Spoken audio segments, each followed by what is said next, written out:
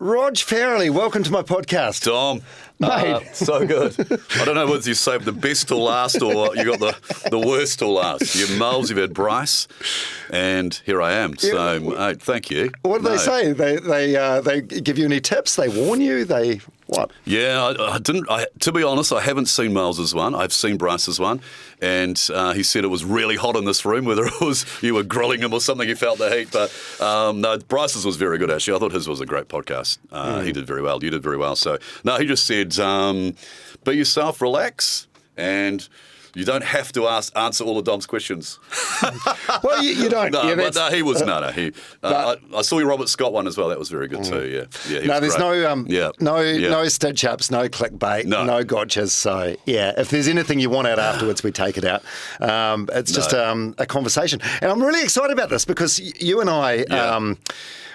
Basically worked in like rooms like side by side for the best part of 20 years, and we never had a conversation like this. No, it's so weird that we have known each other. We're literally the same age, because I heard you talking to Robert Scott. I mean, I sort of knew anyway. You started in Palmerston North to Excess literally the same time I did start doing breakfast pretty much at the Rock.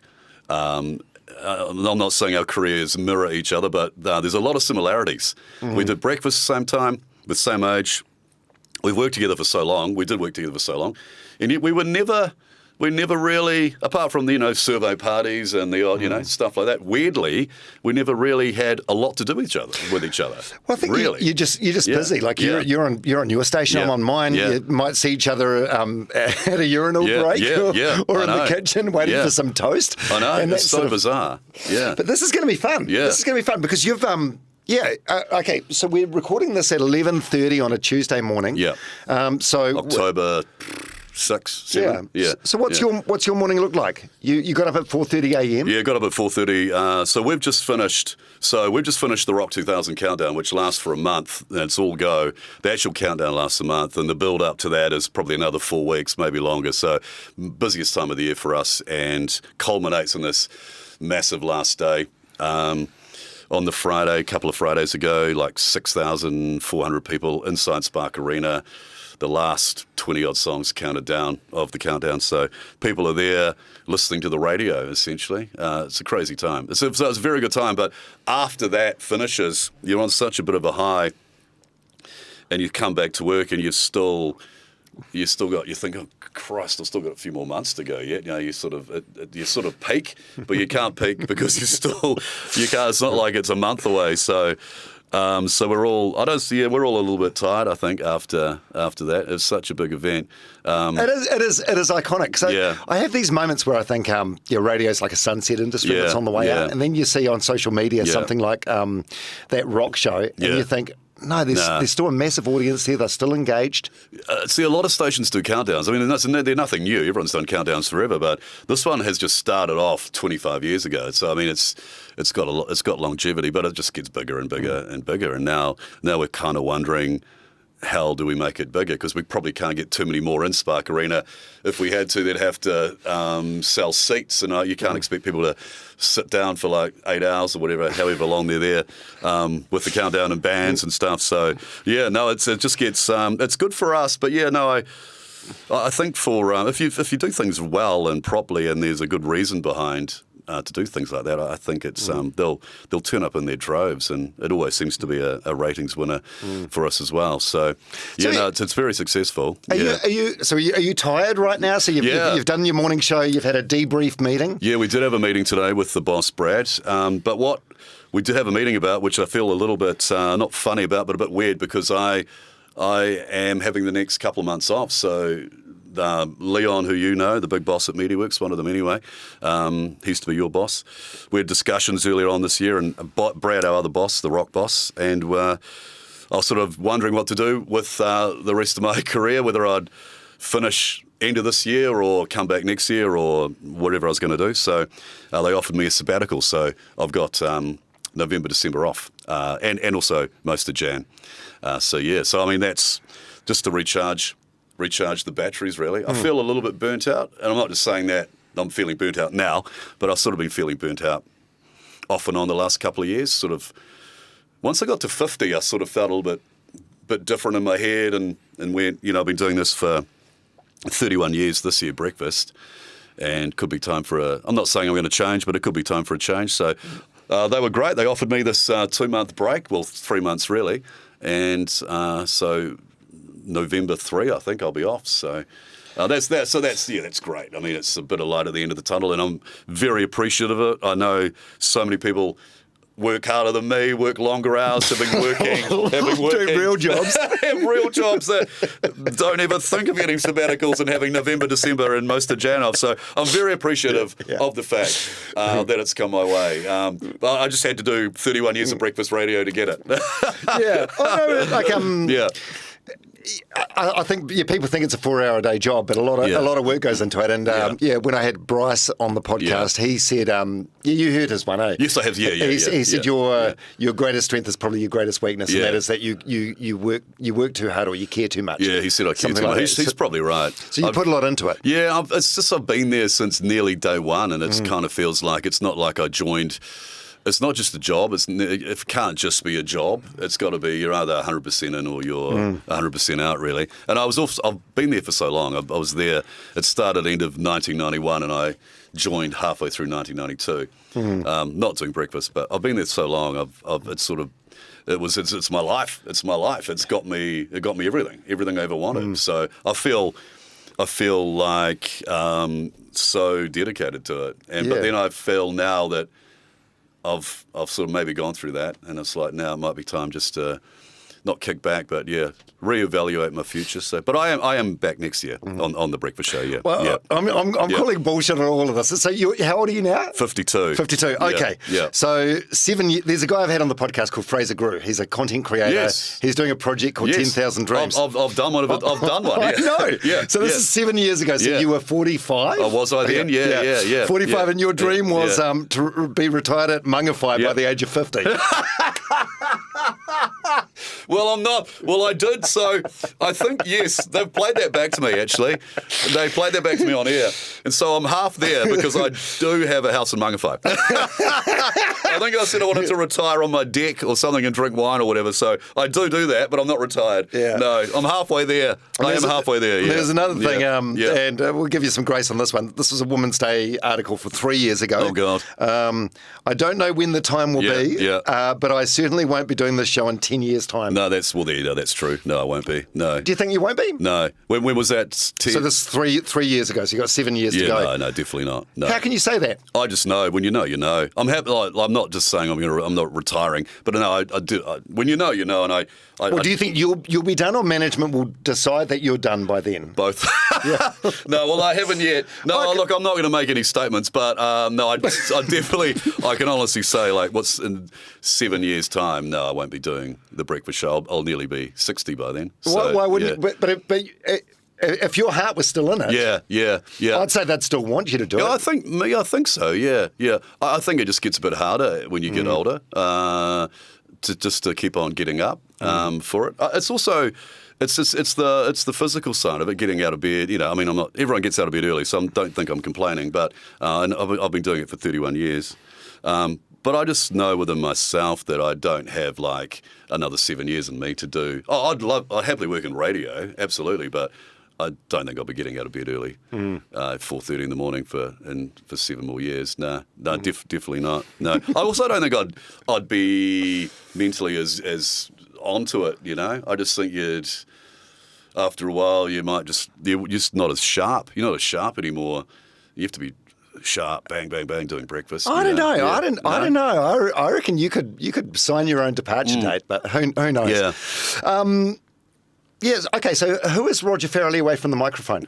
I feel like yourself in The Rock. You've been there such a long time. It's one and the same, and it's a big part of your. It's over half your life. It's a big part of your identity. But who is the real Roger Farrelly? Yeah, because my wife has said, like, you are just Rog from The Rock, whether you like it or not, and wherever you go, if you're never anyone else but Rog from The Rock. But I am like Rog, the family man with 2 lovely daughters. So there's away from it all, I do like my own company. I'm not. I love being part of The Rock. I love doing promotions. I love getting out there. Always have. That'll never change. But there's also a part of when you just want to kick. Really just put the walls up, so to speak, and just not have to worry about any of that, and not have to worry about talking on the phone or talking to people. I'm quite happily in my own company. I don't feel the need I have to always hang out with mates and all that sort of thing. I'm a bit different like that. Like a lot of people like to, happy to hang out with mates and do stuff like that. I'm quite happy just sort of kicking back by myself, or the family. It's weird because you don't see them a lot. I don't see my wife a lot because I never see her in the mornings.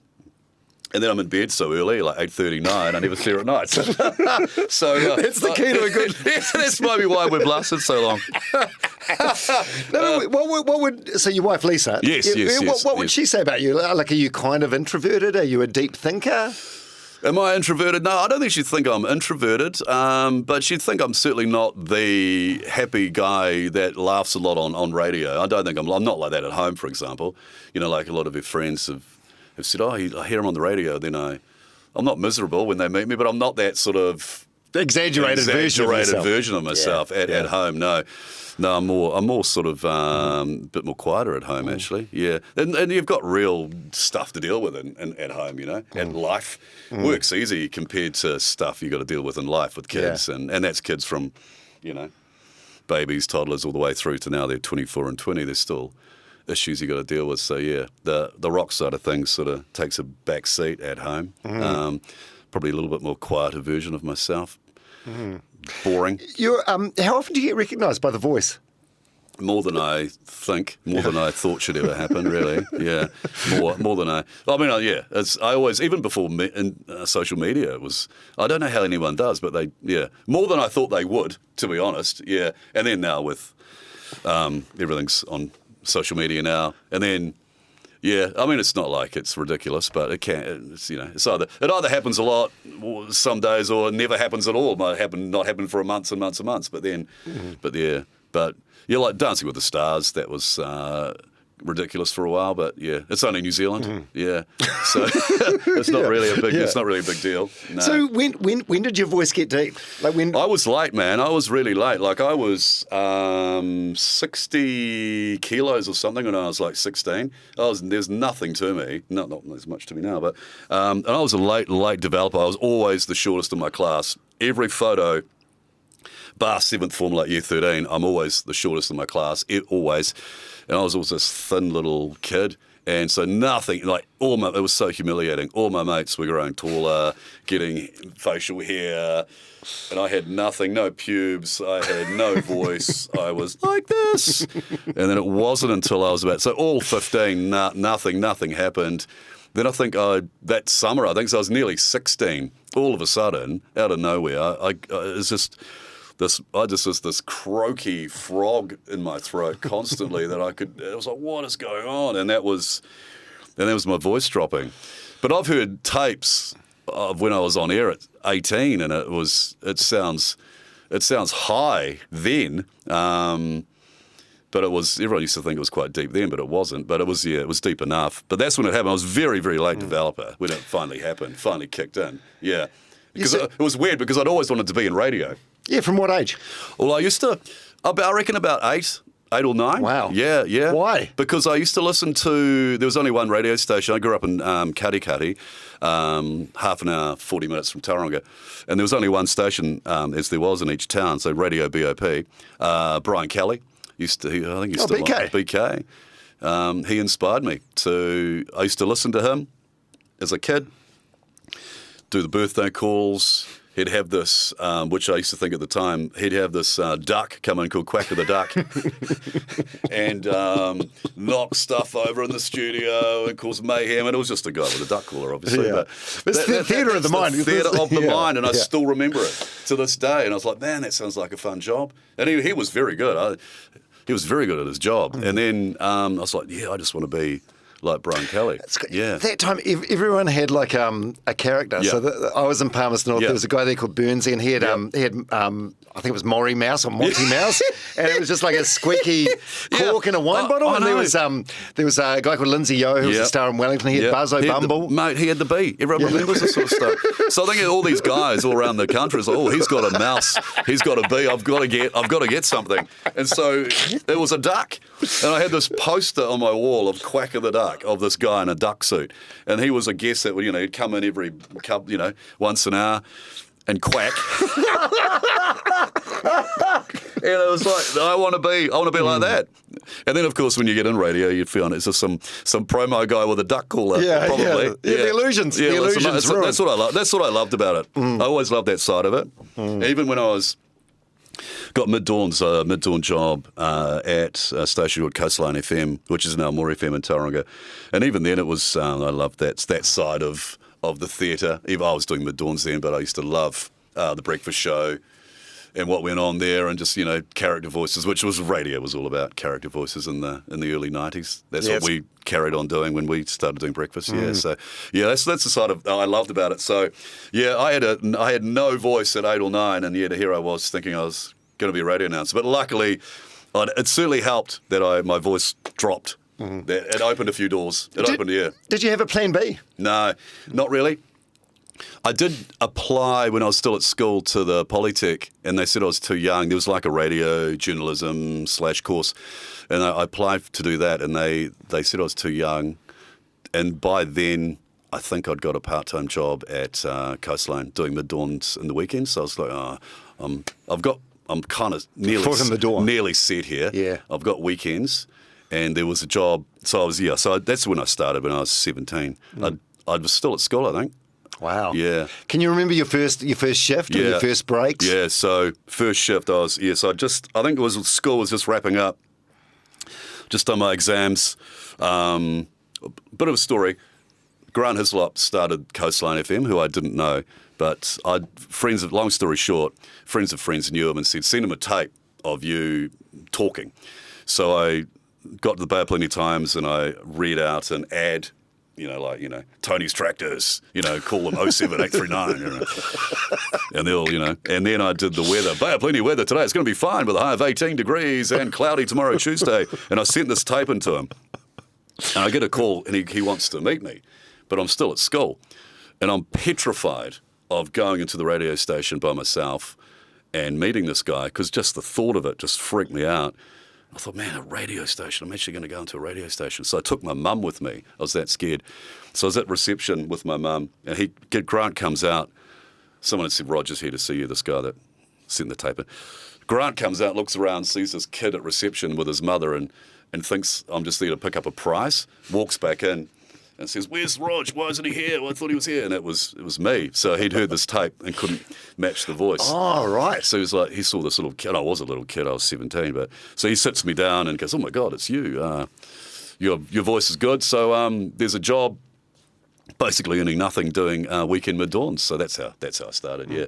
So, first show, I was terrified. So it was like midnight, like all of Friday night, you're stewing, your stomach. I used to get terrible, my stomach would let me down, and I'd be like, oh. And then midnight, on air, doing the weather was the top, first thing you did the weather. But of course, you're nervous, you don't know how to use the equipment properly, it doesn't work. So it's that whole, you're playing two things over at once, So you're playing the weather bed, which I kicked off. Weather bed plays, didn't fade that down properly, kicked the song off. So you had the weather song playing over the same, and I went, oh shit, like this. And then I thought, oh, I've just sworn my first ever break. Oh, you probably couldn't hear it. And then it was just like, mic goes off and I'm just like, oh. I'm like, I'm done. I'm finished. I'm done. Everything I've ever wanted to do my whole life, and I've just absolutely cocked up my first ever voice break. And the confidence just took a massive dive. And so you're like, and your whole time you're just stressing for 6 hours. This isn't Tauranga. There's no one listening at like 3. No one is listening. Early 90s. There was maybe 1,000, a couple of thousand people listening. Yeah, this is one city, and there were 2 stations then. So there's no one listening. And I spent that whole 6 hours just stressing that I'd stuffed up and someone had heard me swear, and it was And then I'd left, and then this guy came in at 6, the guy that took over from me. And I'd left the studio in a mess, and he just absolutely bollocked me for leaving the studio, all the records, because there were records back then. So I'd left all the records because he never stayed up either. Like doing midnight till 6 is so uncommon, and I was exhausted. And he told me off for leaving the records in a mess, and And I was like, oh man, do I really want to do this? Is this really what I want to do? Because that was an absolute nightmare. That was my first show. Wasn't that good? Wasn't that enjoyable? No. What's the oldest recording you've got of yourself? I think there's been some. There were some of Coastline days. I don't know where they are now, but I know there's some early ones of Nick and I on the Rock doing breakfast. So that's 1994, 95. There's some of those still around. I'm just trying to get them buried and destroyed. But the people that hold on to them, they're not going to tell me, and they're just going to come out when I had my 30th year anniversary. They found them. They finally mysteriously found them, and there they were, and they just sound awful. Yeah. So 2 stations you've worked at, eh? Yeah, Coastline. Just 2, Straight out of school. Yeah. Then you moved to the Rock in 1992. Yeah. So Grant Hislop and a few others started Coastline. He left, took quite a few with him to the Rock, and then started the Rock up end of 91. Yeah, and then I was keen as, I was doing mid-dawns then, full-time mid-dawns, so I did those for about a year and a half, and I was so keen to get to Hamilton and start at the Rock.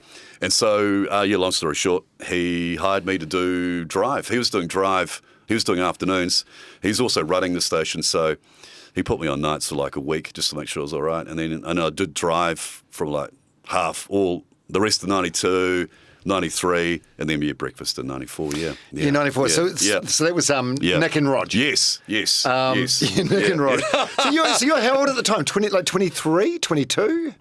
I started doing breakfast when I was nearly 21. It's crazy. Now, I know, I still think about it. Think about that I was 20, because I started doing it for like a month. And Nick was at another radio station, and they needed to try and find a fill-in for him. So we officially started together, I think it was April 94, but I'd done it for like a month or two just by myself, just sort of lying. It was not even really a breakfast show, just waiting for him to kick in. Oh no, I was 20. I turned 21 doing breakfast. It's so young. You've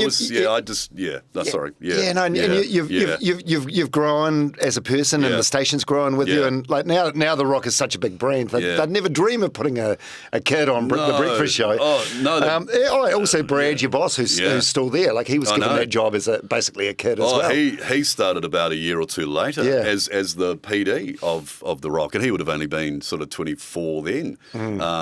Yeah, that was the thing back then. Everyone was so young. It was young staff. You would have been the same. Because you were a kid too. Yeah. It's just they wouldn't do it now. No, you were allowed to make mistakes and learn as you went. It was just a different time. There were just because the government had deregulated the market, so there were all these stations popping up. So hence you need more announcers, and hence. It was just loose. It was just way looser, and you're allowed to be just so different. Way more different now. How long did the Nick and Rog show last? So 94 we started together, and then all the way through. So then we left Hamilton in 99 when the Rock went to Auckland in 99, and that's when it networked to the whole country. So we were still going then, and then he left. I always forget. I think it was the beginning of 2005. I'm pretty sure that he left, He hated Auckland, when the Rock moved to Auckland. I remember. We were in the building at the same time, and he just wasn't a fan, never sort of adjusted. I think there was a murder in the street, and that was the moment where him and his wife were like, nah, we're gonna move back to the 07. No, there was. He didn't like Auckland at all. Yeah. And then he moved back to Hamilton, but was commuting. And that was kind of the beginning of the end, really. Getting up at 3 a.m. and having to drive from Hamilton to Auckland. So it's very hard to get a show happening when that's going on. In the meantime, as well, I think early sort of 2003 or 4, they'd hired Leah Parnapa and Simon Dool as part of the show too. So a newsreader, sports guy. So the show had changed quite a lot from the Hamilton days. I think he missed the Hamilton days, the on-air Hamilton days. Things sort of changed a bit when we moved to Auckland. So, yeah, he left then, beginning of 2005. Yeah, because in the early days of that show, it was like him doing funny voices and stuff. Yeah, it was all character voices. Yes. A lot of radio was sort of, I'm not saying all, but it was sort of a lot of it was then. Yeah, so he was very good at that. And he was all these character voices, and it worked. It worked in the 90s. Yeah, it was, it was working for us then, but then things changed when we moved to Auckland. Yeah, I was thinking about this when I was prepping for this chat. I can't remember the exact details of it, but you can probably fill in some blanks. Wasn't there some lady in Napier that just had an interview and she was like making hundreds of complaints? Fantastic memory. That's exactly right. So do you remember her name? No, but weirdly, I remember she lived on Kennedy Road because she it was like a one-woman crusade against Nick and Rod. She was, yeah. So she hated us and would write and would listen, would record our shows. So this is probably 95, 96 on, all the way through, and we were still getting complaints when we moved to Auckland. So that was 99, 2000 still. So she would record our show and highlight bits that she hated. And complain about them to the BSA. So the BSA met, I don't know, once a quarter, maybe 4 times a year, and so they'd accumulate all these complaints to us about us. And so because a backlog of 3 or 4 months of complaints and when things are written down, they sound way worse than you're talking about. It's the cumulative effect as well. Yeah, like an on-air character saying something is way different to when it's written down in the Herald, for example. And so they'd just bang us for all these complaints. And so it would just be thousands and thousands of dollars that we'd have to pay the BSA. And so she got on. She found success. So she said, this is working. So she kept on doing it. And I think it was $68,000 worth of complaints to the BSA that she didn't get the money. It was... the government. It's just government. A fine. Helen Clark got the money, yeah. We interviewed Helen Clark about that. She had a great laugh about it. Yeah. Well, what comes to mind when you think about the stuff you used to do that you'd never dream of doing now? No. And, I mean, that was the thing. It was appropriate at the time, though. And it was working, because, I mean, whether it was right or not, it was no one complained. I mean, yeah, she did, but, we were number 1 in Hamilton in 1998. So we've been on air since 94, and by 98 we were number 1. The Rock was number 1, we were number 1. So, and we'd networked Stephen Joyce, who had control of the MediaWorks then, RadioWorks it was known then. He was networking us like he was you guys, The Edge, to all these other markets, and we were rating well there, and we were doing all these promotions and drawing massive crowds, and life was good. So we thought we were on, maybe not untouchable, but maybe I did actually back then. I was only 25, 26. It was a great time to be alive. It's a lot at a young age. Yeah, can you remember any of? I'm sure you can remember, but is there any content you did back then that you want to share? No.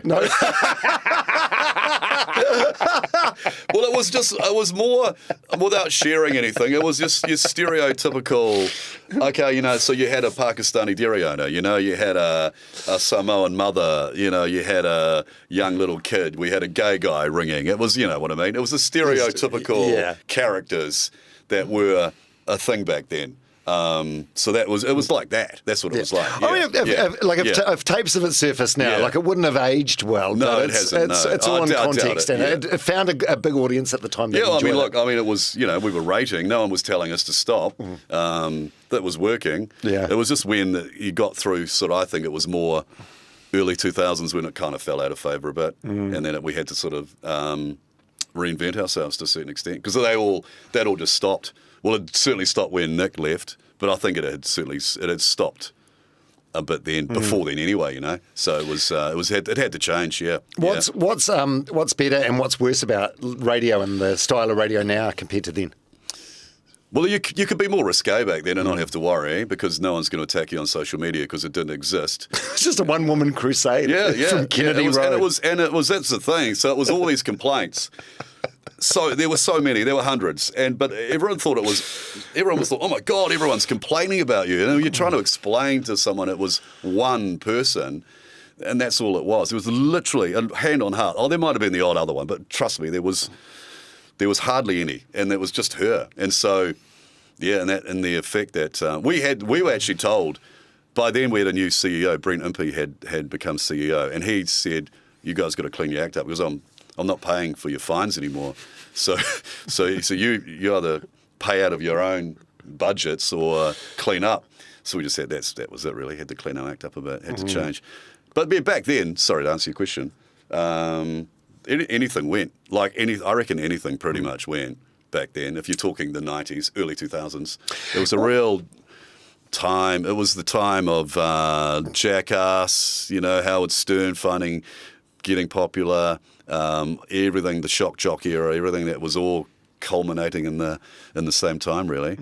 You could say at that time we were sort of doing outrageous stunts on the edge, and then the only place to go is up. So you have to keep escalating. I know. I look back, and it's amazing no one was killed. I know. Because there was no health and safety. There was no checks and balances. No, because I agree. So Jackass was massive, obviously. And so we had Jono, we'd do stuff to Jono Pryor. Yeah, do stuff to Jono Fridays. Yeah, who's gone on to way bigger things.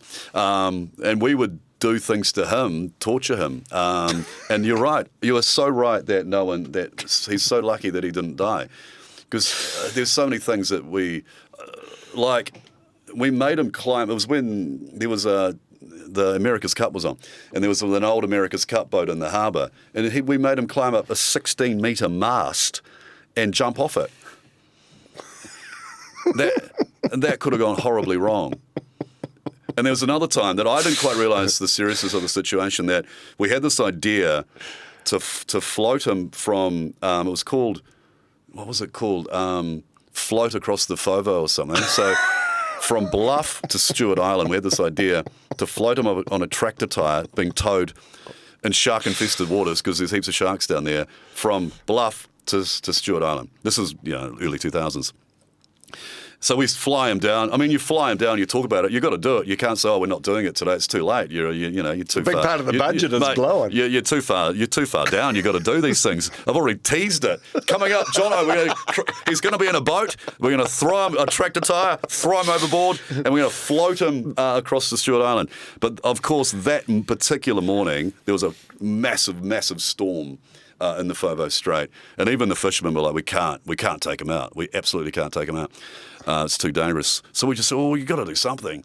So just throw him on the back of this tractor tyre anyway and just tow him around the harbour a bit. But shark-infested waters, and I saw this because there was no one was filming anything. There's no GoPros, no live streaming. I don't even know we had a website back then. If we did, it was a shitty website, and there's nothing. There's no evidence it really ever happened. And so someone took a photo, and I freaked out because I saw in the distance, it looked like a little lifesaver lolly in the middle of this massive wave, and there's Jono clinging onto this tractor tyre, being towed by a little rope. And I was like, we might have gotten away, we might have dodged a bullet here. But we did that for years. Yes, so did we. But the irony is, the reason you got into radio, the theatre of the mind, like the dude making duck noises, like you could have done that. But everything was about being real, even though no one could see it. No one could see it. And you've seen these rookies out to try and take a photo of. Okay, so we're going to tow Jono. This is poor Jono. We're going to tow him. What we did was we towed him. We lit some hay bales on fire and put him on like a car bonnet or something and towed him through these hay bales full of fire. And you'd be praying that someone got a photo of it at the right time. Otherwise, you'd have nothing. There's nothing to show. There's nothing to show. It's like, did you get a photo? Did you get a little video? So we couldn't even. You couldn't even put anything up on. And no, there was no recording gear. It was just on your phone. So some guy was holding his phone out, hopefully getting some noise of something. Oh, it would have been the worst. It would have been the worst radio. The worst radio ever. But I would say people loved it. Like, do stuff to Jono. It was like, oh my God, they loved it every Friday. And I think the idea was bigger than the actual events, because some of them were fairly average. Terrible radio. Terrible radio. Fuck, they're great memories. You look back and it could have been completely different. Yeah. But I was so happy to be doing that sort of stuff. That's what I loved. I was on air, and I loved doing that sort of stuff and being a part of that and doing the breakfast show and just having just being able to do stuff like that. That's not just normal radio. So that was a good time, but a dangerous time. So your wife Lisa, yes, who you're still with today, and you're almost empty nesters. You've got 2 adult daughters. Yeah. You meet when she's 23. Would have been, yes. Yeah. Yeah. And this is like a radio segment. Yeah. Oh, that I met her at 23. Yeah. Like she had a birthday wish. So she's a school teacher. Yes. She says to a friend at school, like, her birthday wish is a date with Roger from The Rock. She did say that. Yeah, I know. So this is pre-internet. So she doesn't know what you look like. She just likes your voice. I think she'd seen me once. She might have seen me around at the pubs, you know. Doing promos or whatever. Yeah, and she saw me on stage do something like for a Christmas thing. So she had seen me and surprisingly still wanted to go out with me. And so, her friend had said, did you want to come to her birthday dinner or something? And I didn't go because I didn't know anything about this person. And I had, and I think I had met her. I had met her. Yes, I had met her. Yes. I met her after that. And she had met her at a pub after that and said, "Oh, was that your?" Because Hamilton was small then. You know, you kind of felt like you knew everyone back then, especially the same age. Especially because you're always out doing promotions and stuff. So it's amazing. It's amazing meeting story though. Like every day, these days everyone meets through apps. I know. Whatever. So this is very unusual. It is. We'd met we'd met each other at a pub. And she had won, I remember she'd won tickets to Neil and Tim Finn were doing a gig at the Founders Theatre together. And she'd randomly won a double pass off us. And I had talked to her on the phone and said, she said her name was Lisa Davies. I said, are you the one I've met before? Are you the one whose friend wanted to go out?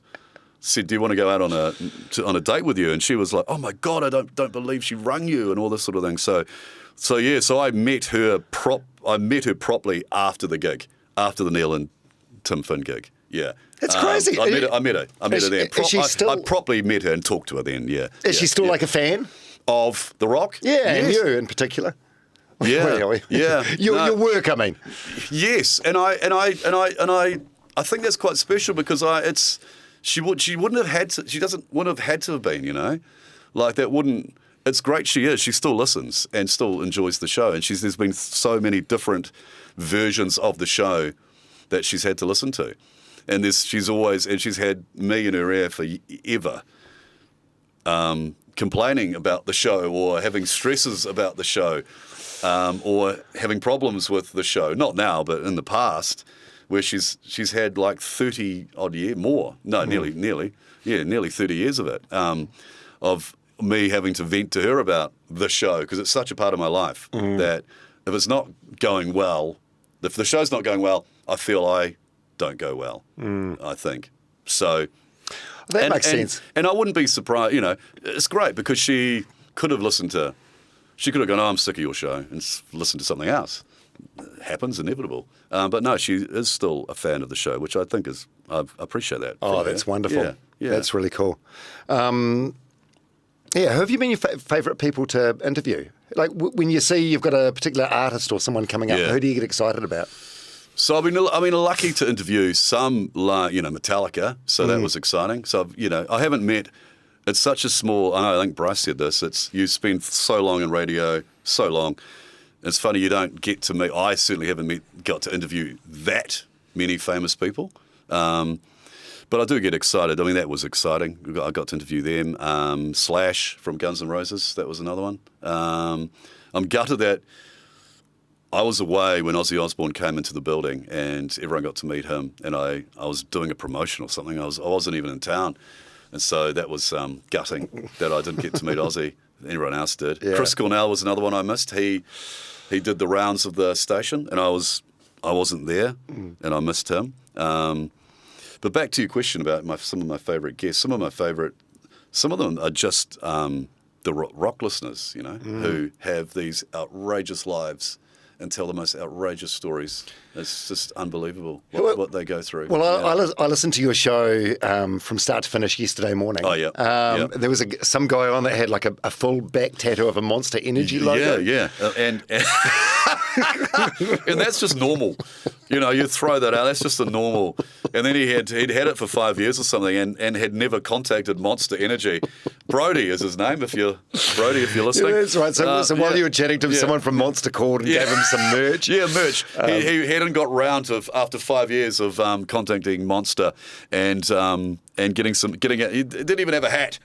And then, as a side note, we asked him how his tattoo was looking. It's a massive one on his back. He said it looks a bit carved up because someone threw me through a shop window. Oh yeah, there were so many layers to the story, and then he won some competition once to get a tattoo removal, and again he never got round to cashing it in. Ironically, he didn't have the energy to get off his ass and get that sorted. There's so many. That's just that sort of stuff. I love that sort of stuff. Some of the stories, some of the lives some people live, and the injuries and stuff that goes on in some of their lives, some of the rock listeners' lives. It's just unbelievable. When it comes to your radio career, what are you most proud of that no one ever brings up? Well, I don't know. They probably do bring it up, but I think, the last the mental health stuff's been, they probably do bring that up, but I think that's been a real set us apart from everyone else. Yeah, it's been huge, eh? And it's given the station a real sort of pulse or heart, I think. And we didn't like that. We didn't really, I think, go out of our own way to just go, we've got to do it. It just organically happened when Bryce and John O'Prey had lost a good mate, and so that sort of started from then. But I think people do bring that up, but that's been something that has really, and every time we do it, it's been emotional and successful, and but has got a lot of the amount. Bryce gets it more. Trust me, he gets it way more than as far as people approaching him about it. But I certainly have as well. Like the amount of people who appreciate what we do. It even got a mention on yesterday's show. There was it was a real quick note, but you were talking about a boxer that took his own life in the UK. Ricky Haddon. Ricky Haddon did, And it was accompanied with some information like, hey, here's a number you can text if you want some help, and blah blah blah. But I just think from day one. I feel the Rock's always been, maybe not now. The Rock's always been the underdog, so I'm proud of the fact that it's lasted as long as it has, and because I know there's probably times that it could have folded throughout whatever reasons, but it's always been the underdog, and it's always the staff have always been largely a great team, a great family all the way through, which probably people don't realise, and then I can look back and different periods of it all when it's and then people I've worked with, and the reason it probably still going today is because of what the early days and now. So people won't know that, but it's been it has certainly had our hard times, which I appreciate now. You go through the hard times to get to where you are now, which I think maybe people don't know. They just listen to it and don't realise what's going on. But I'm quite proud of that. Yeah. And being a part of that. So the lineup's been unchanged for many years now, eh? The breakfast show has, pretty much, Who's the boss of the show? Are you the boss of the show? I'm the anchor. I don't feel I think I'm at times I was probably the boss. Others might laugh at that. I'm not now. I think because because Nick left, and Nick was probably the boss more than me. Then he left, and then I was probably the boss because the others were new. And then it's changes. Bryce came on. He came in 2008. So he's been on the show a long time now. Mm-hmm. So maybe I was the boss then because he was younger, but certainly not now. No. Well, the impression I got when Bryce was on the podcast, when he talked about how much you care about the show and how you care too much, I sort of read between the lines. Oh, Roger's the buck stops with Rog. Yeah, I'd probably. I'm not saying that it is now. I probably was a bit like that. I was probably too a bit. What's the word? Control. Freaky? Yeah. I definitely. I like to think I've let go of it now. But I think there was certainly years when I was a bit control freaky. Because also we just had, and no one's fault, we just had a lot of lineup changes, which doesn't help. So so it was so many. I felt like there's quite a lot of lineup changes that someone would leave, someone would come in, then they'd leave, and And Bryce and I have been the staple for a while, but then since then, like Paul Ego was on it, he left. Dooley left. A guy called Tom Furness came on, he left. Mulls came in, he left, then he came back. So it's been Leah left. There's been a lot of change. It's like AC/DC. So it was, if you sort of look at sort of like 2012 to 2016, 17, a lot of change, maybe 18, a lot of change.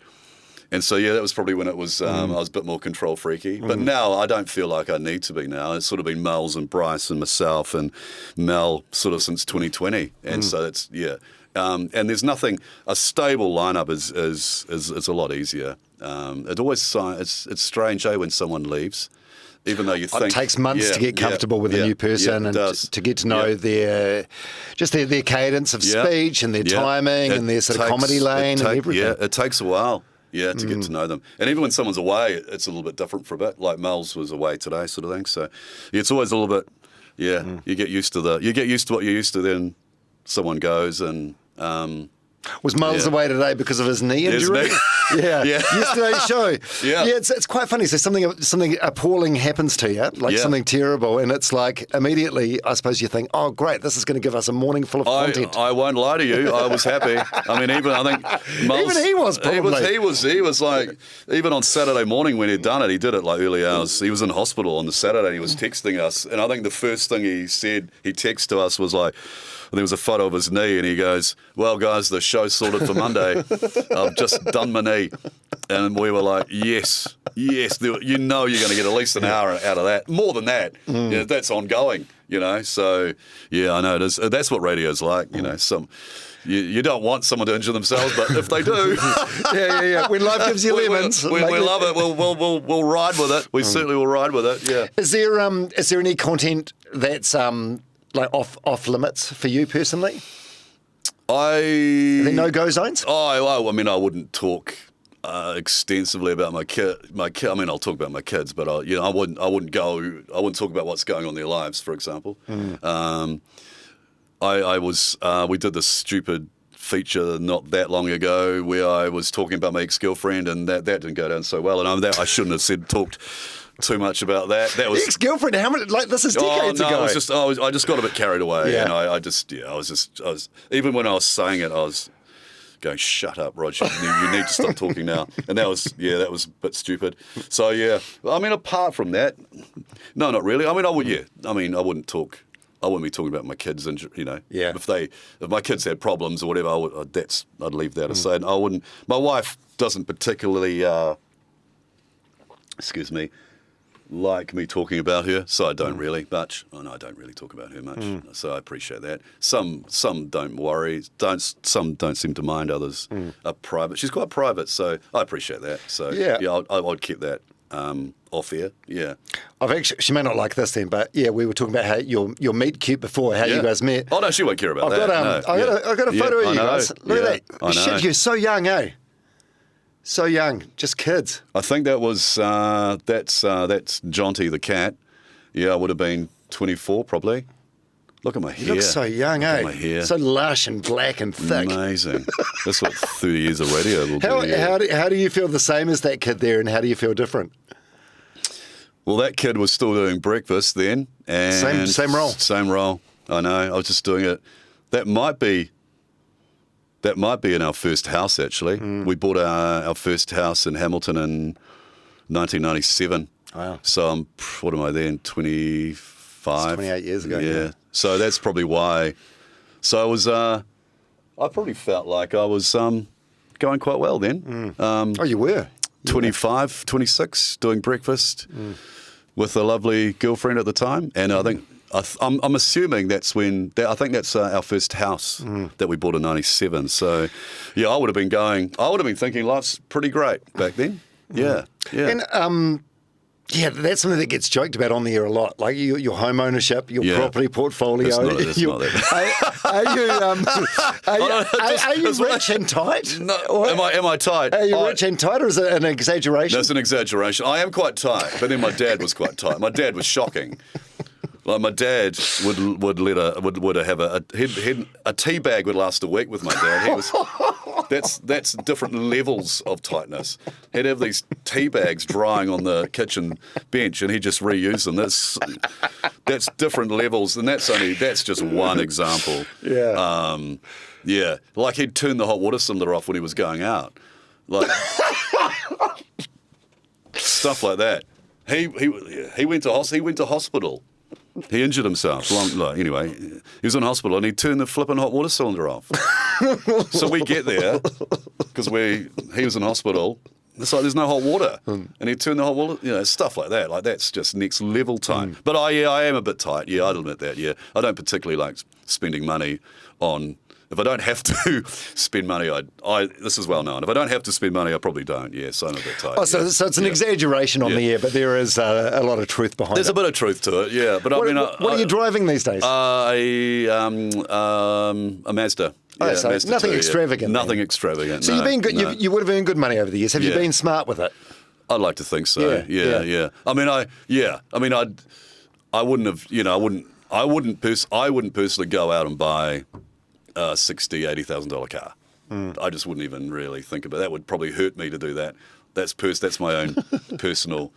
The car I've got now is probably the most expensive car I've ever owned. So before the Mazda, I used to have a Toyota Vitz, which I got absolutely mercilessly mocked for. And so I actually hated that car because I got so much shit about it, and I was so pleased to get rid of it. I gave it to my daughter, and so then I got the Mazda 2. So that's probably the most expensive car. No, it is the most expensive car I've ever owned. But yeah. But I mean, you and I, we've both seen a lot of people through our radio careers that have been very successful, and then they get dumped or something happens, and they've got nothing to show for it. I know. And it's a tragedy. I know. Yep. There was someone that had nothing. I know. There's someone that was in there for a long time who had nothing. I know. So no, that's not. That doesn't. I don't want to be that person. No. So, and also my wife's very aligned with that as well. Like. And I think it was drilled into her by her dad as well. So, yeah, I mean, I think you sort of make hay where the sun shines, really. And so that's what we've done. When I had Bryce in here, you were in Europe at the time. You were seeing Oasis. I see you got the T-shirt. I said, fuck, it looks like Roger's having a good trip. And he goes, mate, it'll be the cheapest trip to Europe anyways. I tell you what, I have to say, hand on heart, that we were helped a lot because my daughter is a flight attendant for Qantas, Olivia, 24, and so she got us some great some flights, staff travel. So if you got a relation in the airline industry, if you're like direct family or friends, you can get cheap flights to. That did help. I have to back that up. We got cheap flights. We got cheap flights to Europe. So yeah, I'm not complaining. Do you ever after a day of like heavy ribbing, like when you're the subject of when you're on the receiving end on the show, you get back in your car, you drive home. Do you ever feel raw? Sometimes. Yeah. Sometimes. I don't think they mean to. And it's all fun. It's all fun. But I think if it's I totally agree, and I'm the first to. I can't really complain because I'm as quick to give it back. I love if someone else is getting a hard time, I'm chipping in too.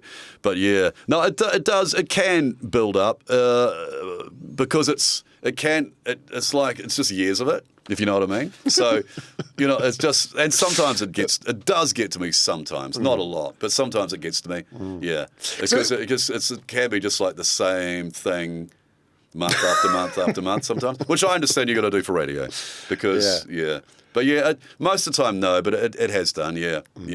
Because Bryce giving you some props when he was in here, he was like, Roger will set himself up. You would turn to him and say, hey, I remember that time I recycled tea bags or whatever it happened to be. No, there's definitely, you have to have every person on the show has to have these sort of things that you can kind of, hone in. Maybe weakness is not the right word, but that everyone's got their character that you have to be able to go, so and so has a problem with this, or so and so always does this, or this person's tight, or like Mulls loves KFC, loves it. So we always give him a hard time about loving KFC. And I mean, that's an example, but I mean, you guys are a well-oiled machine. Everyone knows their role. The roles. If you're listening, it's like so when you watch the TV show Friends, you know what sort of jokes Chandler's going to make. You know what Ross is going to make. It's the same as you guys. You know who's doing what. And it's where they're supposed to be. Making jokes about, I don't know, say like Bryce and Sharon. And Sharon Bryce making out he's the man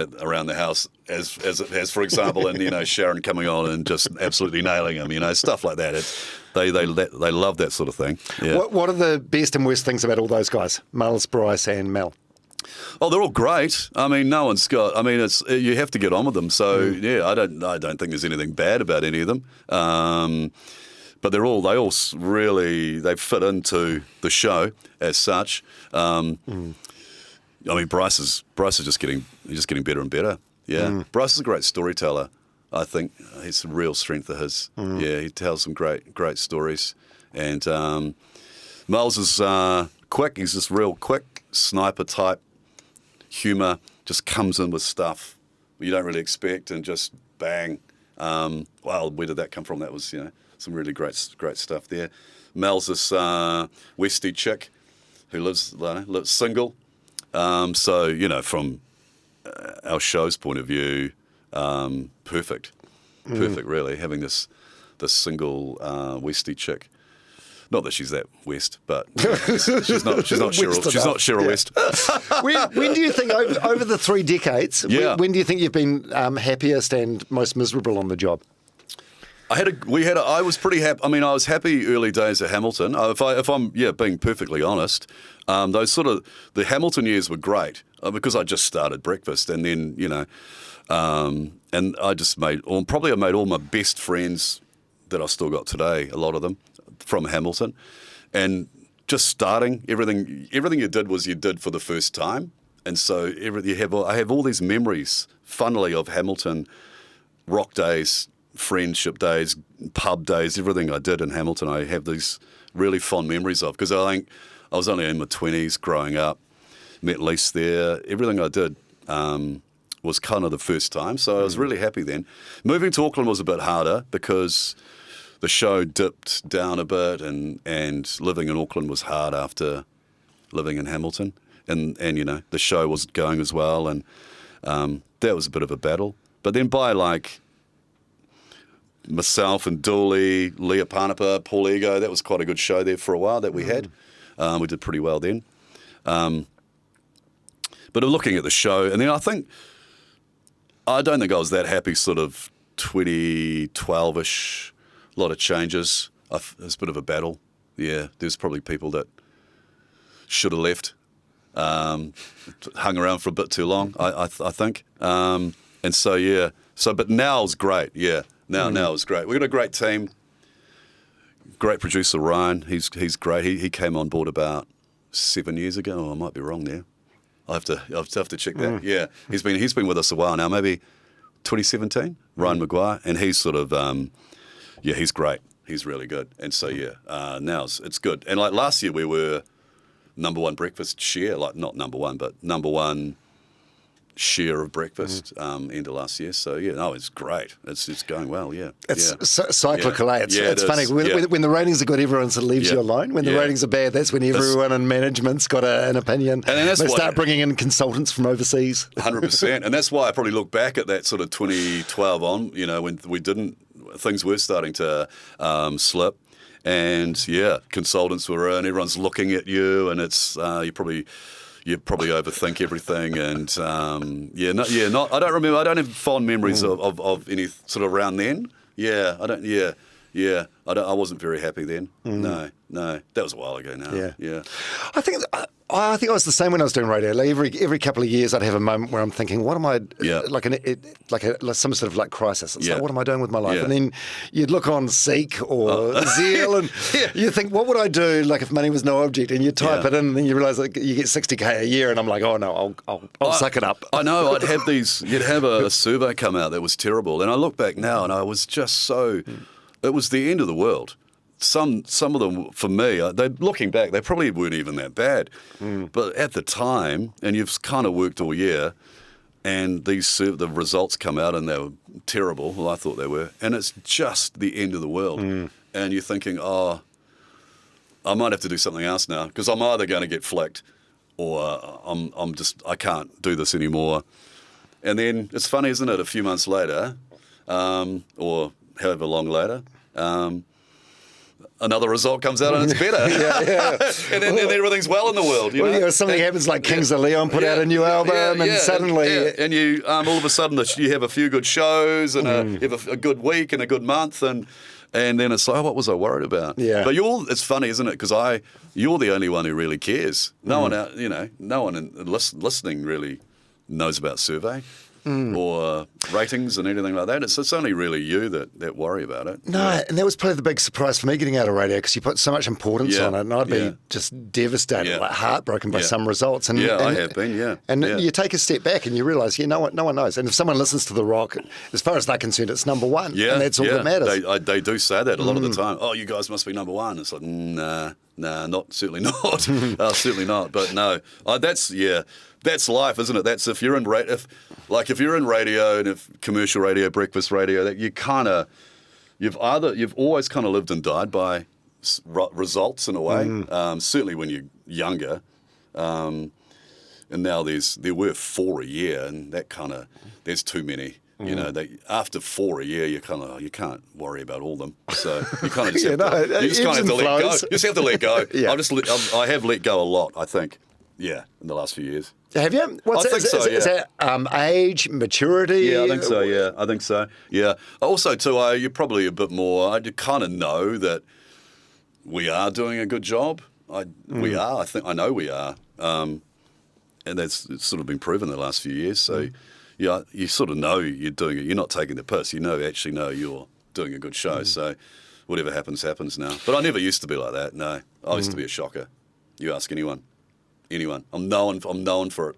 Oh, mate, I was exactly the same. Yeah, known for it. Just that the night before, oh, God, that's right, they're out today. The morning of. Terrible way to live your life. Terrible. Have you ever seriously considered quitting?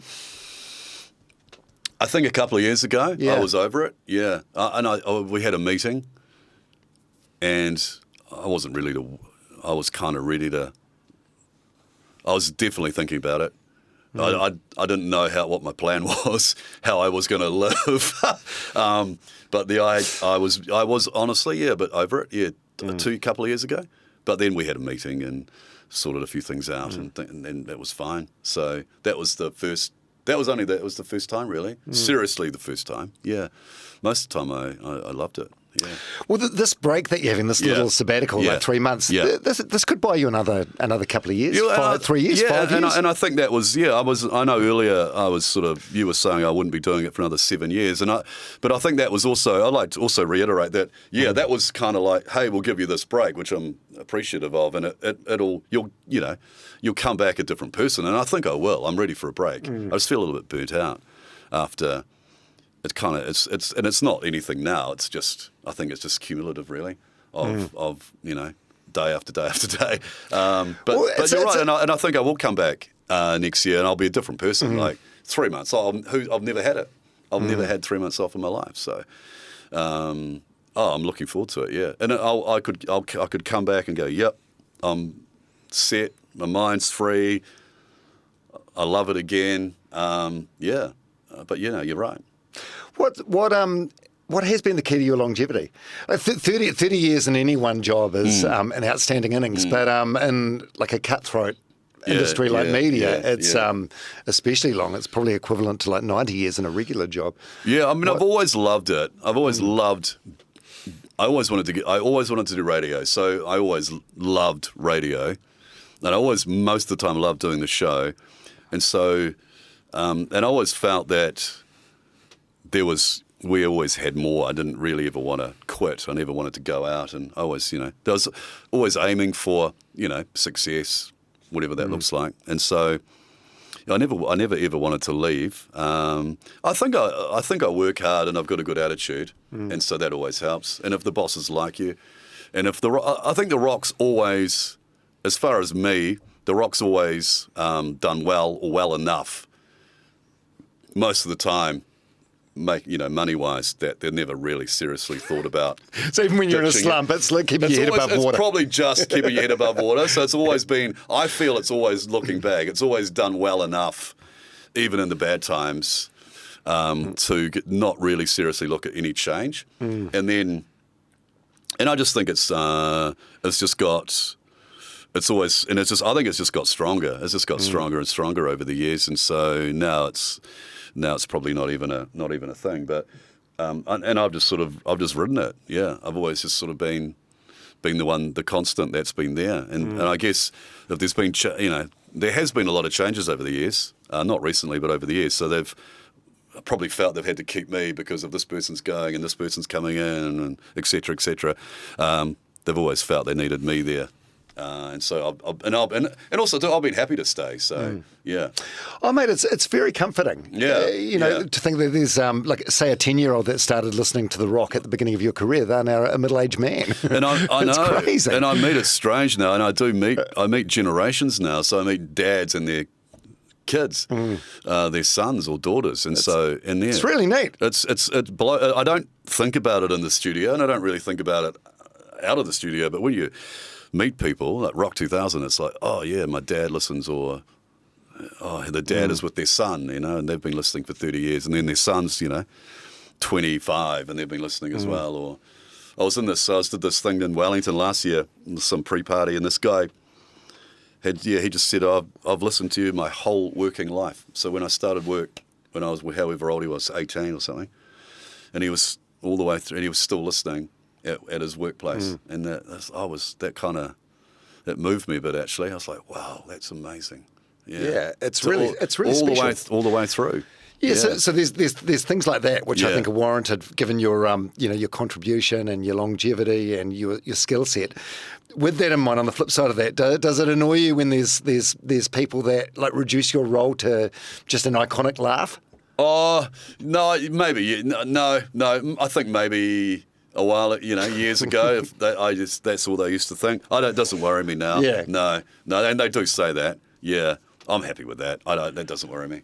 If that's what they think, it could be way worse. Yeah. I know what your contribution is. I know what needs to be done on air and off air to put a show on and to be a radio announcer, and it's all the stuff you do.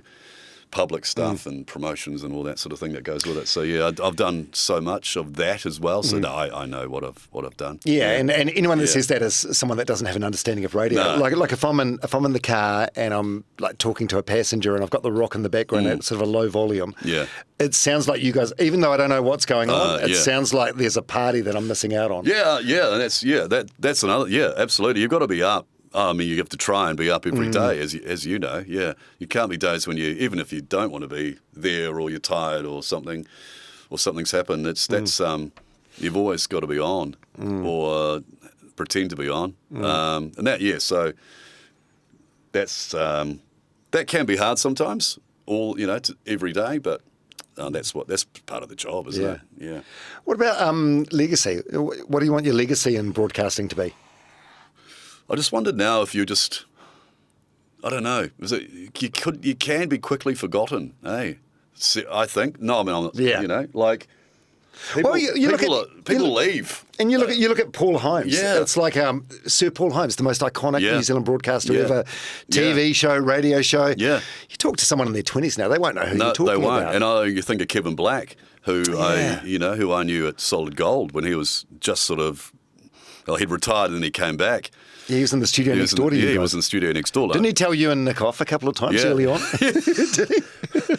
Yeah. I love Blackie, by the way. I love him. I was so nervous the first time I met him. Meeting him. Oh, my God. He's the coolest guy. What did he tell you off about? I think our music was too loud. Okay. Yeah. I think we had because it was right next door. Yeah. And I think there was a time too. No, I remember this. Yeah, so there was that. And then there was a time we were in Hamilton, and it's a bit of a technicality. We were in Hamilton, but broadcasting in Auckland, and we hadn't quite moved to Auckland yet. And so you could hear us in Auckland, Nick and I, and we did some just juvenile joke on air where we were like taking them off. So there was Kevin Black and Jenny, Kevin and Jenny it was. There was who co-host, and I think that's what her name was, and. Yeah, Jenny Marcroft. That's her. And we were taking the piss out of them. Like Nick was pretending to be Blackie and I was pretending to be Jenny or something. And they heard that, and it was an absolute nothing, but I think that's what he was pissed off about. Yeah, Right. yeah. And then I spilled a cup of coffee on him one morning. That was horrific. I came round the corner in a hurry with my coffee, and he came the other way around and all over him. But he was great, man. So I was a big fan of his as a like a little kid. I'd buy the albums of his prank calls, and then I got to work in the same building with him. And I know. He was in his 60s then. He'd wear Hugo Boss jeans and nice like cashmere sweaters. He was a fit, handsome old dude. No, he was an absolute legend, that guy. Yeah, and he'd just come in, and Blackie was Blackie. These guys, Tony Amos, Big Tony, these legends of radio, Macca as well. And I was only in my 20s, and meeting those guys, they were awesome. They were really, really good guys. But I mean, there's another legend, and you're right. Sadly, there'll be people who wouldn't know who he is now. If you're in your 20s, probably not. I suppose in terms of legacy, it's like the guy that you were talking about before that had listened to you his entire work life. Yeah. Like you'll keep a place in their hearts and minds. But maybe... I mean, if you were to leave tomorrow, I mean, it's funny, isn't it? Because, and someone else takes over, and like in a year or 2 years, I'm not even saying 2 years, 6 months to a year, people get used to that other person, I mean, I've seen it. I've had so many co-hosts over the years, I've seen it happen. 2 minutes after leaving, there's another face on the billboard. Well, I mean, the website. Because Nick and I were together 12 years on air, and when he left, I thought that was it.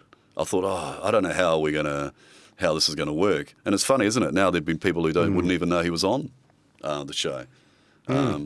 Completely forgot. Yeah. Or wouldn't even know. Yeah. It was something that happened sort of in the 90s. Yeah. So you're not too concerned about that? You're not too bothered? You just got to be realistic, don't you? Yeah. It's given it a good go. I mean, who knows what people will think of me, but I've tried. Mate, it's been... I've tried. It's been an incredible career, and it still is. There was one thing that I read about you. You mentioned before all the great stuff you guys have done with I Am Hope and Gumboot Friday. Yes, There's a couple of standout moments, like you getting Christopher Luxon to commit to giving some money towards mental health. And also there was a hugely viral interview that you did with Mike King where he broke down on your show. I know. But you personally, revealed on there that you'd battled depression early in your career and went to see a counsellor. Yeah, I did, yeah. When was that? I've been through a couple of times. Have you? I was trying to think of the first time. That was probably a bit early on, actually. Yeah, that was early on. It was probably when I was talking to you about that sort of 2012 times in my life where, for whatever reason, everything wasn't going right. So I think my kids were younger. My kids were definitely younger then. So that was a time I just felt pretty low and depressed and didn't really have much joy in my life. So that was then. And recently I have. I don't know. I don't think anyone knows or picks up on it. I just have these times when everything just seems a bit hard, and everything. I don't find much joy in everything, and I think I have sometimes. I think my sleep is key to this. So if my sleep sort of goes, it sort of escalates things a lot, and it's sort of for whatever reason. Sleeping is so key to me anyway, especially doing breakfast. That seems to go sometimes, and that makes life hard. I was seeing a counsellor a few years ago, a little bit. Yeah, I just didn't feel like anything was great in my life, even though it probably was. But it's funny how you have these negative thoughts and everything seems shit for whatever reason. But it's funny how I don't know why. I mean, now I don't think it now, but nothing's changed really. But I'd sort of got out of that hole. Yeah. When did you? And you might go back into that hole at some point. And I suppose that's the ebb and flow of life. I probably will. Yeah. And it's nothing. I don't think it's anything that sets it off. If it's just like, I don't know. It seems to be one thing happens, and another thing happens, and another thing happens, and it seems to. I have these things in my brain and mind that. My wife says I catastrophize things, so it's like one thing will go wrong, and then another thing, and that's all these little things that, and then I just feel like shit. But are you good at talking about it? No. Like no, to Lisa? To my, or to her, even, yeah. She can just pick up when something's wrong. Yeah, she's very good at that. When you talk about 2012, we would have been working together then. Yeah. And, it was around then that things were pretty shit, yeah. Wouldn't have known. No, I don't think anyone would have known. But then I suppose everyone can wear like a good mask, people do. Yeah, people do. You hear about people that are battling all the time and you'd have no idea that they're battling or going through stuff. You hear about stuff. So, I don't think they probably wouldn't have. No, I don't think they would have known. Are you good at recognising when you're starting to spiral, or you just don't realise when it's... No, yeah, definitely. Yeah. I do notice it, yeah. What do I do about that? Well, I exercise is good. It's when you don't. Yeah, it's just you get in a. I think you just need to be in a great sort of what's the word? Rhythm where you're exercising all the time and things are going well at home and things are going well at work and everything's all good. Yeah, but it's when it's maybe you don't go to the gym for a bit and then something happens and you just feel like the world's getting on top of you. Yeah, the world's getting on top of me. Yeah, that's what I feel like sometimes. Yeah. And it's like seeing a counsellor, was that scary for you? What was the... It wasn't actually, no. I didn't really mind that, no. No, that wasn't... it's kind of a bit like this, isn't it, really? You're just chatting? Yeah. No, that seemed to help. It's... you probably know anyway, but you just have to talk to someone about it. And then you kind of find your way out of these things, so... Yeah, no, it's good now. Yeah, but I definitely have seen someone about things. Yeah. I'm not surprised, mate. It's a lot that you've done for a long time, eh? Yeah, like early starts, and there's sacrifices that people wouldn't. It's a trade-off, I suppose. Sacrifices are a trade-off, but like your daughters, like you would never have really seen them in the morning. Never, no. It's a great life. It's a I'd like to think I've never complained about it. I'm not complaining about it now. It's probably one of the best jobs, I think. Now, you have to get up early, but it still exists as a job. It pays all right, pays well. I've had a great life. Yeah, it's very good. But yeah, it's constant. It is constant. You can't just sort of, well, I can't anyway, just decide not to do. I won't worry too much about tomorrow's show. You just never. It's always present in my mind. Yeah, so it's always there. And it's an inferno of content as well. It's just a thirsty beast that constantly needs feeding. You can't really just turn up. I mean, some might. We don't. You just can't turn up and wing it. Especially not when the shows get bigger, like when there's, say, 5 or 6 people involved in a show. Like everyone needs to be on the same page. Everyone's like got a game plan. Yeah, everyone's got to know what's going on in every break. So you can't just turn up and wing it. So it's always, luckily there's a lot on the show that helps. You can't, it's always there. Yeah, it's a lot. It's always, but that's your job, isn't it? So yeah, and like I said earlier, you're 100% in or you're not. So you're either in or out. Yeah, you can't sort of do. It's not. You can't treat it like a hobby. Although I remember last year, a mutual friend of ours, Nixon, he was doing an afternoon show, and was spending the mornings as a greenkeeper at a golf club. He's unique. He's a unique character. Too much energy. He doesn't need sleep. I've heard he doesn't need sleep, so he happily can do. He reckon he could do 2 jobs if he wanted to. Yeah, nah. Yeah. Well, he's just become a dad. Him and his wife Sarah. So if he complains about sleep deprivation, perfect if he's just a new dad and he doesn't need sleep. Yeah, He reckons he doesn't need it. So good on him. What's your inner voice like? Your inner critic. Oh, Mike King talks about the inner critic a lot. Yeah. Are you quite kind to yourself? Are you quite hard on yourself? Oh, I can be quite hard on myself. Yeah, I can be. Not all the time, but yeah, I have been. I can be quite hard on myself. Yeah, I think it's when you've been doing it for so long as well, you kind of expect, it just you get to a state of what you know you can perform at or whatever, and it's when something he's like, Jesus, what the hell happened today? Why did you cock that up? It's like, why did you do this or why did you do that? So I need to probably work on that a bit, I'd say. Yeah, it would be. This is why I just need a break. That's why I'm looking forward to it. Just not have to worry about it for a while. Nothing left in the tank. Yeah. Oh, yeah, mate. Yeah. I mean, this year's been fine, but I know I've sort of known that this break was coming for a while, so it's kind of been a nice thing to always have in the back of your mind. That it's like, I just need to kind of get through till end of October, and then I can have a break, and I'll do me the world of good. Really will. It'd be great. I almost get the sense you feel like a tiny bit guilty about having this extended break. Well, I just wondered what the others would think, but they were great with it. But I was offered it, and I didn't ask for it. I didn't see it coming, and it was offered to me, and I went, oh, okay, I'll take it. Yeah, I'll.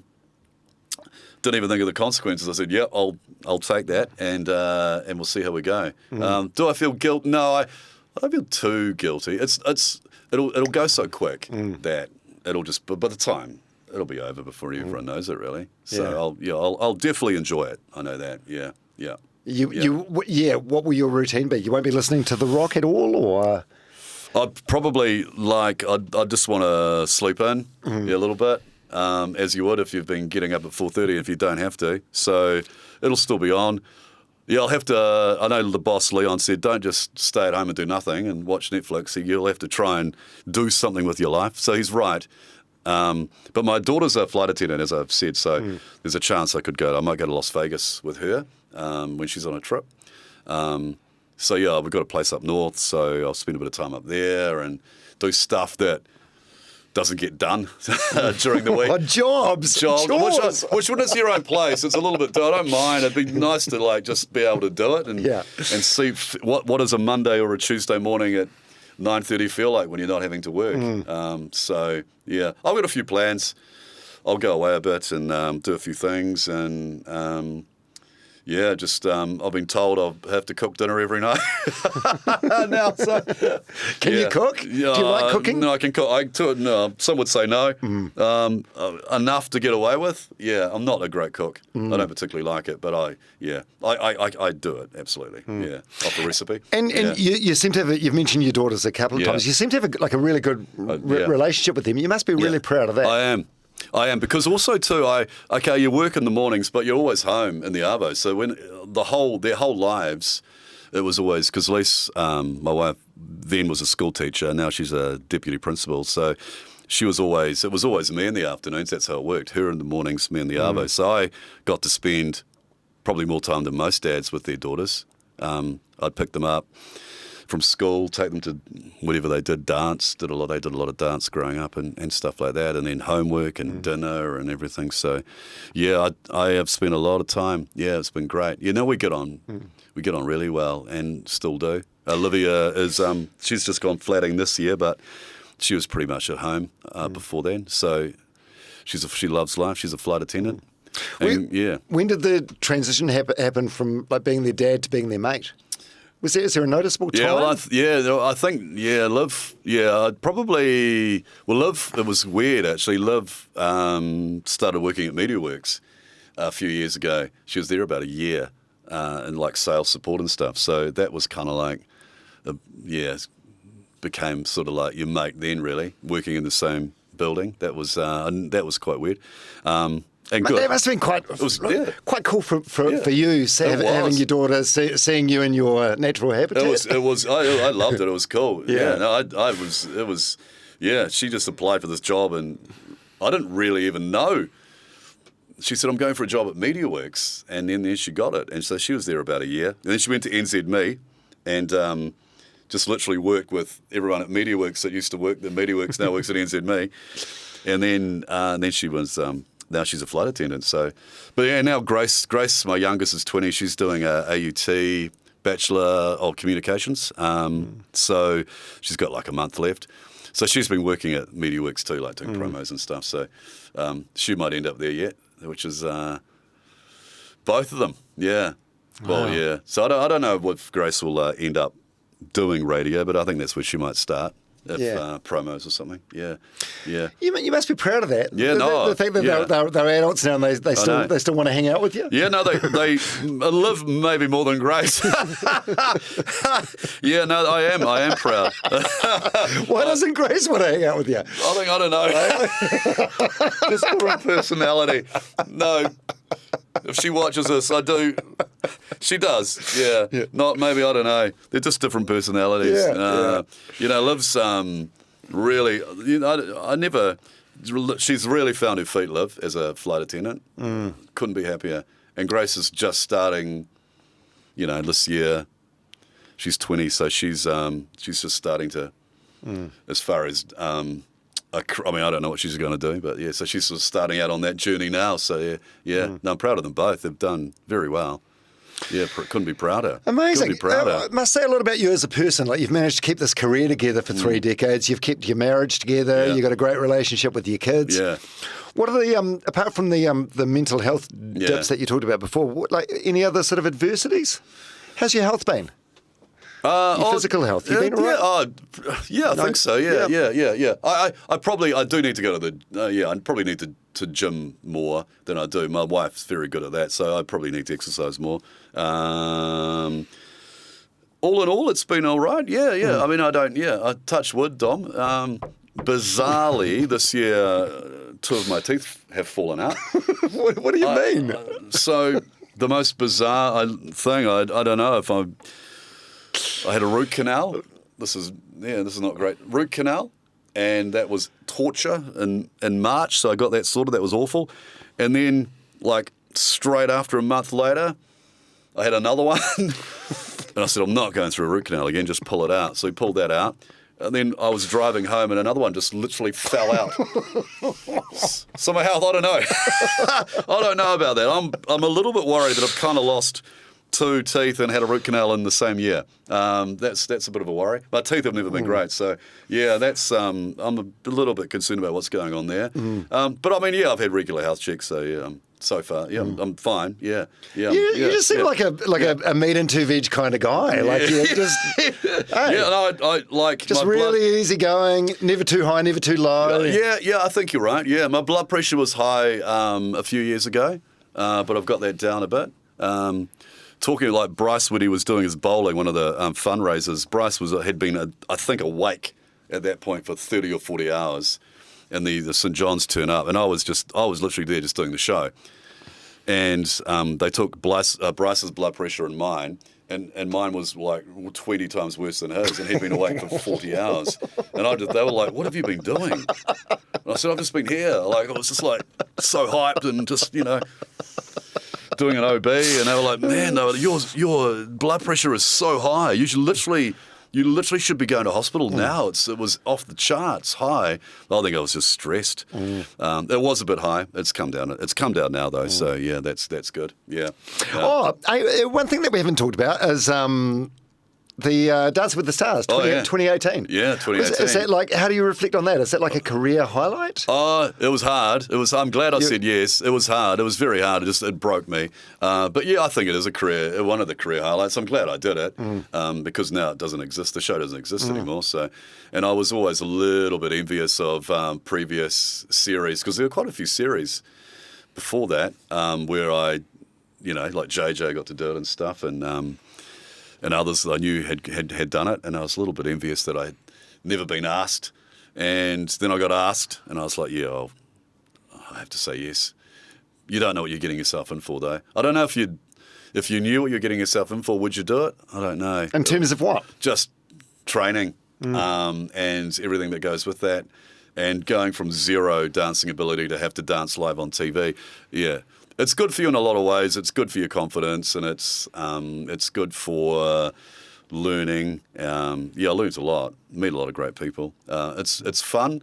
It's fun, terrifying, awful. You're always sore. You're always training. It's stressful, but But there's not many better. I've never had many better feelings in my life than doing it live. You're doing the dance and not falling. Well, actually, I did fall over. I hated that one. Carol Ann she was a great teacher. But doing, like, I'll never forget the feeling of the first dance, how I was so terrified, pure terror doing that, nearly crying, going, oh my God. And then doing that and doing it all right. The feeling is I don't get many. There hasn't been many better feelings than that. The adrenaline, it's an adrenaline ride, eh? And then it's up and down, yeah. And then you just click into muscle memory when it's live. It's funny, yeah, you do, yeah, wow. You do, yeah. If you've trained enough, you do. But yeah, I did make throughout my dances, I made a lot of mistakes. That's just nerves, but yeah, if you train enough, it'll just happen, and it goes like that. So where did you finish? Like middle of the pack? Yeah, middle of the pack. Yeah. So there was like David Seymour. Yeah, so there was six. Hayes. There was 6 left, I think, and there was me and the others, and then I got eliminated, and then there were 5, and they're all into the semi-finals. Yeah. I knew I was done. We had this feeling, both of us, Carol Ann and I, had this feeling that we were going to go that week, and we did. But I mean, I was done. I was actually pleased to go, because that next week would had to have learnt 2 dances, and I could barely learn 1 in a week. You don't even have a week either. It's a bit of a... So Samantha Hayes won that series. She did. Yeah. So you were on the same series. I was working with Clint Randall at the time. He was on the same series. I saw how he was on the year after. Oh, okay. Yeah. But I saw the work that he put in. It was ridiculous. It was just all day, every day. All day, every day. Consuming. Yeah. They say it's 12 or 15 hours a week, and in your head that doesn't sound... Over a week, that doesn't sound a lot, but man, it is, and that's minimum. And and also you don't really get as many days as you think, because you might say, for example, you get a new dance, you find that out on the Monday, for example, so you barely do much on the Monday. It's a rush Tuesday, Wednesday, Thursday, Friday, Saturday. You've got to know it. Saturday you do like a dress rehearsal sort of thing. So you don't really get to have that long to do it. And Sunday you just hope for the best. You hope that it's going to work. And sometimes it does, sometimes it doesn't. It's amazing what happens, what you can actually do, yeah. You mentioned before that, before your first dance, you were almost cried. Are you a very emotional person? I can be. When did you last cry? I last cried... I had some good news and bad news. I had some good news that when Olivia, because Olivia got into Qantas, and she'd had all these interviews, or 2 actually. So we were like really hoping that she'd get this job, and we kind of knew what it meant to her, and so she came home and was crying, and had just found out that she'd got into Qantas to flight school a couple of years ago, and I was crying then. I was so happy. Yeah. How good are gratitude tears? Yeah. And then my wife had applied for this job as a deputy principal. This was this year, and she got that, and I just broke down crying. I was so happy for her. Yeah, that she got that. That was good times. And then I was watching the Boyzone documentary on TVNZ, and one of them died. I had no idea. He died, and I was like bawling. Yeah, but I didn't. Yeah, so I didn't know there was this doco on them. Yeah, you're getting emotional now, reflecting on your family's. Yeah. Oh, there was also really there was special. also a time not that long. Well, yeah, Liv was in Abu Dhabi, I believe, I think, and had found out that she'd passed her. She'd passed. So she was a fully fledged flight attendant. So and then she'd text us, and that was that was pretty good. Yeah. Sad one. Yeah, I think that was happy tears, sad tears, yeah. Some things funnily, strangely will set you off on TV if you're watching something. For whatever reason, never really knew anything about Boyzone, and I was watching this documentary with my wife, Ronan Keating and all those guys, those guys, and I was like, one of them died, had a heart attack in his 30s. It was so sad. Did you talk about that on the air? No. But we've had very sad stories. We've had sad stories on air when I've been welling up. Yeah, like when that time Mike King came in, we were all crying. Yeah, when he broke down, we were all crying as well. And that was sad. It's it can be quite. It's very good. It can be good. Can be good for you, actually. Yeah. Do you need a tissue? There's a tissue there. Oh no, I think it says a lot about your character, like the things that you reflect on crying about that make you cry now are happy occasions for your family, for the most part. That's too, I mean, some examples I just remember, they weren't that long ago either, no. Yeah, so there's a lot more to you than what people that even listen to your show I think so, may sort of think or know about you. Yeah. What do you think the best and worst things about aging are? Oh, teeth falling out? That's not good. Honestly, that's not good. No, a little bit worried about that. I don't know why they just my teeth decided to fall out. I always find them a little bit. Oh, well, what's some of the worst things? You're always sore. I find. You make noises sitting down when you're like, oh. You find. You become a bit of a nana. Kind of like, I feel like I need a bit more sleep than I used to. So I'm always in bed like 8:30. Is that a bad thing? I don't know. No. But yeah, it's always just trying to look. You have to try and you just have to look after yourself a lot more than you used to. Big nights are kind of aren't a thing anymore. Good things, you just don't care as much about things as you let a lot go. I don't care without sounding negative. You just don't care about a lot of things. Stuff you've been through in your life, so you've sort of been there, done that in a lot of ways, and so you don't sort of seem to care as much as you used to. Yeah, you let a lot of stuff go. I've learned to let a lot of stuff go. Yeah, like you're just a little bit more free, I feel. Yeah, it's a good space to be playing, Yeah, it's very freeing. So. Yeah, I think so. Yeah. It's just a lot of stresses. I used to stress about things. It's like I don't really worry too much about it. And it just doesn't matter. It just doesn't matter. Well, it's like we were talking about before. Anyone that's like, oh, all Rog does is laughs. Yeah. Doesn't matter. No, doesn't matter. Doesn't matter. You know your career. You know what you bring. Everyone knows what you bring. Yeah, it's such a small... New Zealand is such a small place, And so what was I stressing about? What was I stressing about survey results for? I went to Europe, for God's sake. I mean, that's so big and vast and old. And everyone's probably has no idea about New Zealand, and everyone just gets on with their lives and doesn't even know what's going on in New Zealand, let alone what's going on in radio in New Zealand. So, I mean, sure, you've got to care, but I used to worry too much about it, and I don't as much now. So that's a good thing. Yeah. What do you think your best and worst habits are? Probably that, like worst habits, probably catastrophizing a lot of things. It was, like overthinking little things, worrying a little about things that probably didn't need worrying about. Good habits. I'm always quite a nice, happy guy. I think. Yeah. Yeah, I think I'm quite a nice person to be around. Yeah. Well, no one would ever say Roger's an asshole. Not ever. Yeah. I think I'm just me, really. Yeah, I'm relatively happy in my own skin. I'm happy in my own skin. Yeah, that comes with age, though. But I don't think I'm. Yeah, I think it's. I think that would be it. What about fears? What are you most afraid of? From an animal point of view, I'm scared of rats. And they brought someone to the studio a while ago, and I dropped an F-bomb on air. I was so pissed off with them. Don't like them. What else do I fear? I hate heights.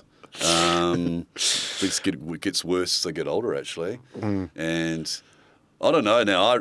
I'm not a fan of like small spaces now. I didn't used to have a problem with that, but the thought of that now, like, nah, that's not me. That's not me anymore. General fears. I mean, yeah, I don't have any. I don't lie awake at night worrying about any great fear. I probably more worry about my kids, actually. I just hope that they're going to be okay. And I know that's why I think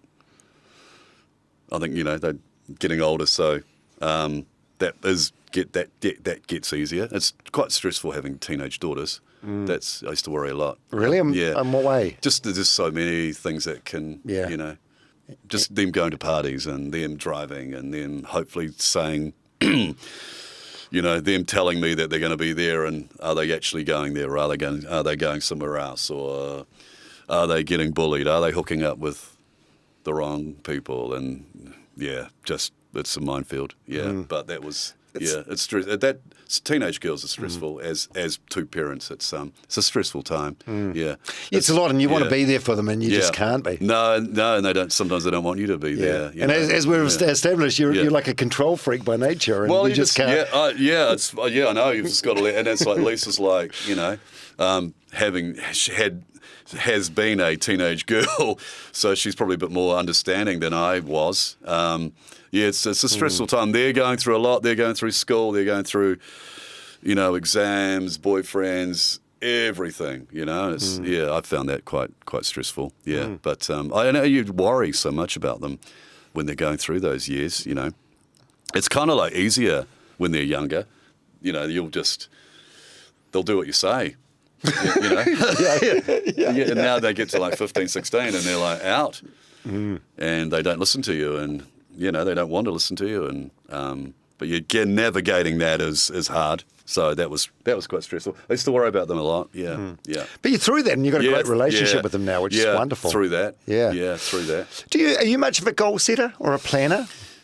No, I never thought, I want to be here or in 10 years or here in 5. Nah. I always just wanted to keep going on the rock. That was kind of my goal. My goal was always I'd love to, my goal was to rate. I loved, success. Yeah, that's my goal. But you just need to keep on doing that every day to achieve that. But I never had like a 5-year goal or anything like that. No, there's never. I never thought, I want to do this, or that's what I want to do in 5-10 years' time. But I mean, there's always been goals, like stuff like we wanted to buy a batch, in Mangawhai, and that's then we did. So it's those goals more, life goals more than work goals. Yeah. What about in terms of what's next? Is there anything that you'd love to do? Like in terms of in your radio career or in broadcast media or anything? I think I've got time now. I'd like to attempt to write a book or have a think about writing a book, whether that's a book about my life or a book based on my life or something. I've been doing it long enough. I could, whether I do that. I know you've done it. So, I wouldn't mind that. I wouldn't mind doing that. I'm obviously back at doing the show next year, doing breakfast next year on the Rumble. So I've got one more. I'm not saying I've got one more year, but that's one more year on your current contract cycle. Yeah. And so we'll have a look at things next year. Yeah, but I mean, I'd love to.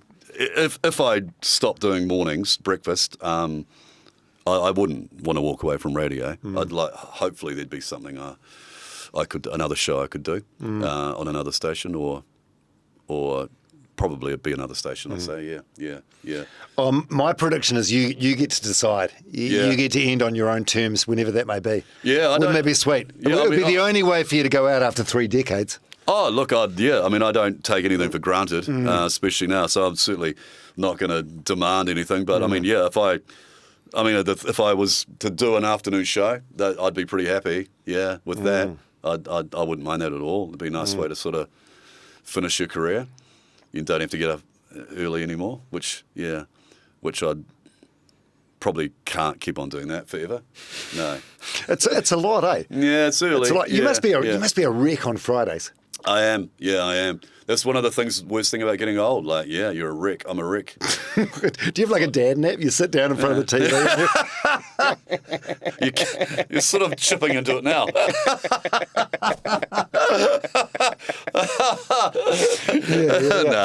Yeah. My wife and I are shocking. Yeah, we get to Fridays and we're done. Yeah, and it's like if we have to go out or something, it's like, oh,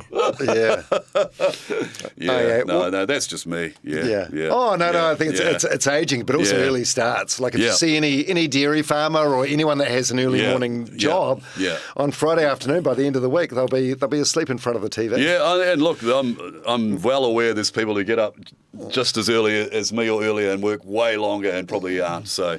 Yeah, I know. I appreciate that. I just that's just me. Yeah, that's how I feel. Yeah, done by Fridays. Absolutely. Yeah.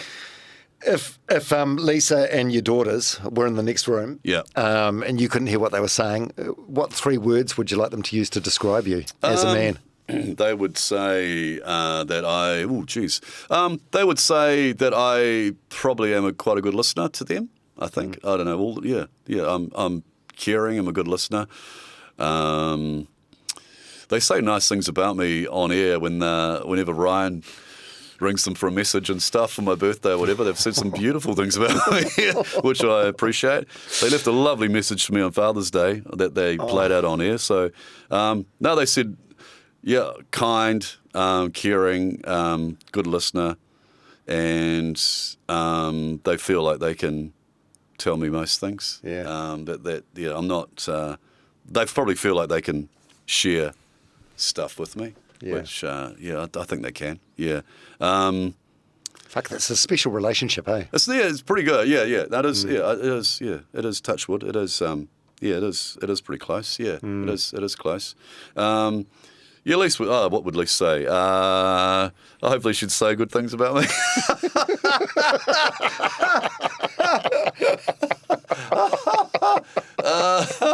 No, she would. No, she would. Yeah. No, yeah. No, she said the other day I've lost my spark a bit. So I really, think, yeah, and she's probably right. Fuck, did that break your heart? No, I was probably agreed with her actually. Yeah, yeah. Did she elaborate? What did she mean? I just think I need a break. Yeah. It's come at the right time. Yeah. It's a hard thing to hear, but it's probably a good thing to hear. I mean, shit, she's been your day one. Oh, look, I appreciate it. She knows you better than anyone. She's awesome with that, yeah. And her job's hard, so, to sort of take some of my problems on sometimes.